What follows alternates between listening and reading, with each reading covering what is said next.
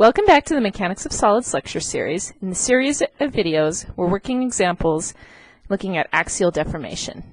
In this particular video, we'll continue the problem that we started in the previous video. We have a rigid bar here that's supported by two axial members. And in the first part of the problem, we did a free body diagram of the bar, of the beam here. We solved for the forces in the axial members, and we solved for the factor of safety against yielding. In the second part of the problem, we will find the deformation in bars 1 and 2 and the downward movement of point A, which is V sub A. So we want to find delta 1, delta 2, and V sub A. The deformation in the bars, given their forces and other information, is relatively straightforward. We'll start with that part. We can use the formula delta equals FL over AE. We'll start with delta 1 being the deflection in bar 1. Delta 1 equals F1 L1 over A1E. F1 is 90 kilonewtons in compression, so we use a negative sign for that. L1, that's the length of bar 1, is 480 millimeters,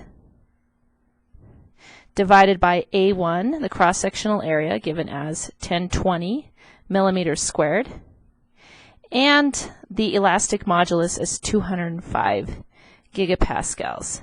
Now this may look rather complicated from a unit's point of view, but remember that 1 gigapascal is 1 kilonewton per millimeter squared. So over here we have kilonewtons per millimeter squared on the top, which cancels out with a gigapascals on the bottom. So those three units all cancel out and we're left with millimeters. Plug the numbers into our calculator and we get a deformation of negative 0.207 millimeters, which indicates shortening, and that's because the bar is moving downward.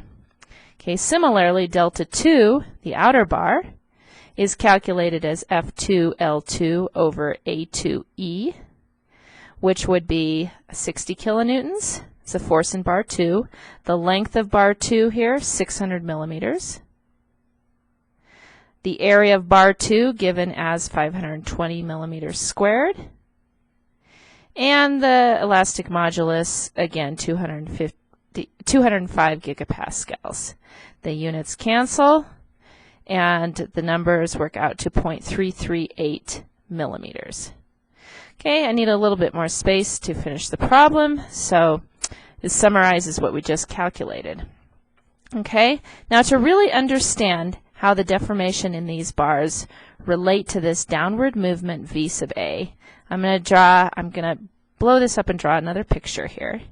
So here's our beam, if you will, before downward movement. Okay, and then we know that bar 2 moved up an amount, I called it VC there, but we'll also call it delta 2 because it's the elongation of that bar.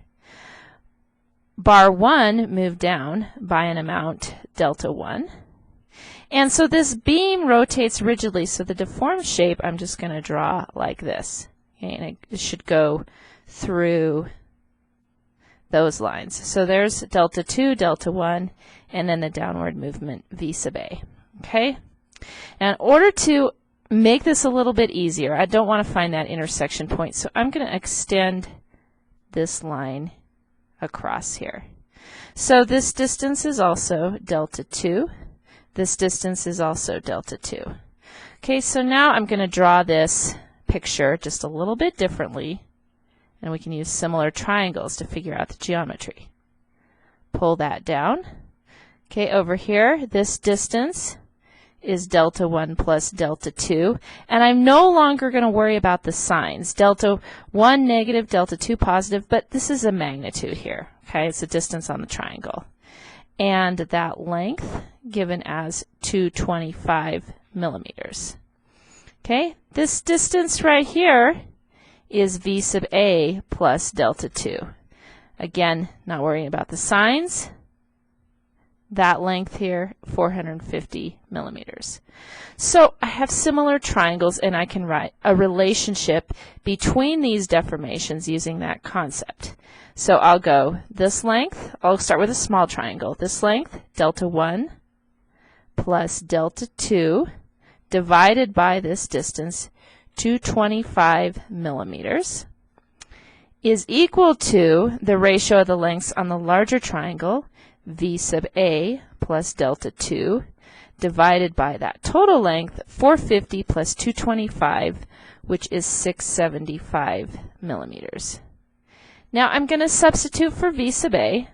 V sub A equals delta 1 plus delta 2 times 675 over 225 minus delta 2. Let's substitute the numbers in. We have 0.207 plus 0.338 millimeters. This 675 over 225 reduces to 3, minus delta 2 again, 0.338 millimeters. And if you punch those numbers into your calculator, it reduces to 1.297 millimeters. So that's the distance for V sub A. Now my sanity check here, I might look at my geometry of deformation. I know delta 2 moves up, delta 1 moves down, and delta 2 is larger than delta 1, so that makes sense.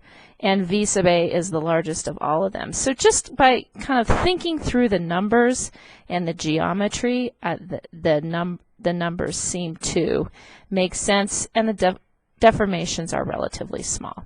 And that concludes this example.